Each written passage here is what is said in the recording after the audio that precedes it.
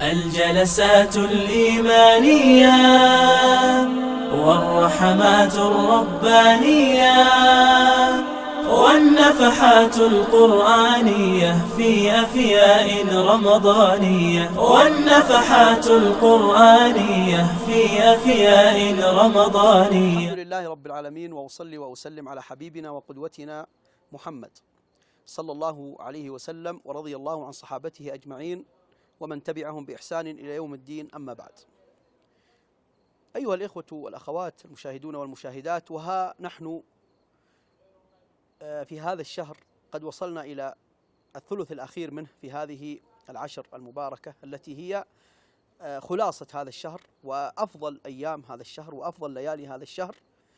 أريد أن أذكر نفسي وإياكم ليس بما تعودنا دائما في مثل هذه العشر أن نستمع إلى الحث على الاجتهاد، وأن النبي صلى الله عليه وسلم كان إذا دخل العشر شد المئزر وأيقظ أهله وقام ليله عليه الصلاة والسلام واجتهد اجتهادا لا يجتهده في غير هذه الأيام.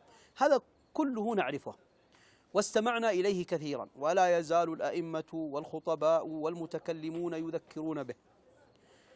لكن ماذا بعد؟ ما نتيجة هذا التذكير؟ ما ثمرة هذا التوجيه؟ لا بد أيها الإخوة الكرام وأيتها الأخوات الكريمات أن نعود إلى أنفسنا وأن نسألها السؤال الكبير: ما موقفنا مما نوعظ به؟ ما موقفنا عندما نذكر بفضل هذه الأيام والمواسم؟ ماذا نعمل؟ صار عندنا من كثرة ما سمعنا شبه اكتفاء وشبه تضخم في المعلومات، بل إننا صرنا نمل أحيانا من الاستماع إليها لأنها مكررة ولا يجهلها أحد. لكن هل أثرت علينا؟ هل هناك تغيير في سلوكنا؟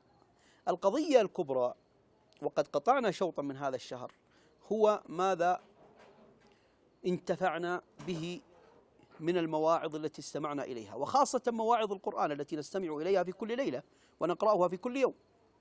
هناك قضية كبرى ذكرها الله سبحانه وتعالى في كتابه، وهي قضية العمل بالقرآن أو الاتعاظ بما نوعظ به.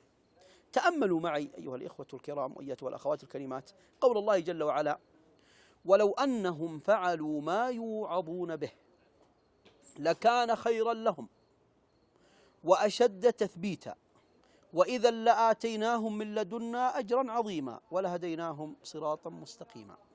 قضية واحدة سهلة لا غموض فيها، وهي أن نفعل ما نوعظ به. فإذا فعلنا ما نوعظ به حصلنا على خيرات الدنيا والآخرة كلها. لم تبق هذه الآيات من خيري الدنيا والآخرة شيئا إلا ذكرته. ولو أنهم فعلوا ما يوعظون به لكان خيرا لهم، خيرا مطلقا، وأشد تثبيتا، وهذا أهم ما نحتاج إليه، التثبيت على الحق وعلى الإيمان، وأشد تثبيتا وإذا لآتيناهم من لدنا أجرا عظيما ولهديناهم صراطا مستقيما. في مثل هذه الأيام العشر يصل العبد المسلم إلى مرحلة عالية من الصفاء الروحي، من الارتقاء الروحي، من الرقة في الإيمان وصلاح القلب، فعنده استعداد في مثل هذا الموسم أن يفعل ما يوعظ به.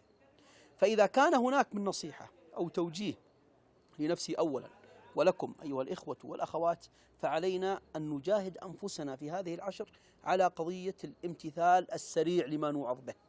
ورمضان فرصة، وهذه الليالي فرصة، وهذه الأيام الأخيرة فرصة أن نخلو فيها بربنا، وأن نلجأ فيها إلى ربنا أن يوفقنا للعمل، وأن يوفقنا للاتعاظ، وأن يوفقنا للتذكر. هنا السر الكبير الذي يرفع الله عز وجل به من شاء من عباده ويخفض من شاء من عنده بعدله وحكمته. الذين يرفعهم الله هم الذين يقابلون أوامره ومواعظه بالامتثال السريع. يسمع في هذه الأيام، في هذه المواعظ، في هذه الآيات كثير من الأمور التي يدعى إليها، فلتكن قاعدتك في هذا كله: افعل ما توعظ به. فإذا فعلت ما توعظ به فانتظر خيرات عظيمة تأتيك من رب الأرض والسماوات الكريم جل وعلا الوهاب. وخاصة في مثل هذه العشر، لأننا نشعر أن أنفسنا قد ارتقت في مدارج الإيمان ووصلنا إلى مرحلة عالية نستطيع من خلالها أن نصل إلى هذه المرحلة التي هي مرحلة الامتثال والاتعاظ. نكثر من الاجتهاد، نخلو بربنا، نلجأ إلى ربنا جل وعلا أن يصلح أحوالنا وأن يوفقنا للعمل. نحن بحاجة ماسة إلى أن نعمل بالمواعظ التي استمعنا إليها من مصادر كثيرة.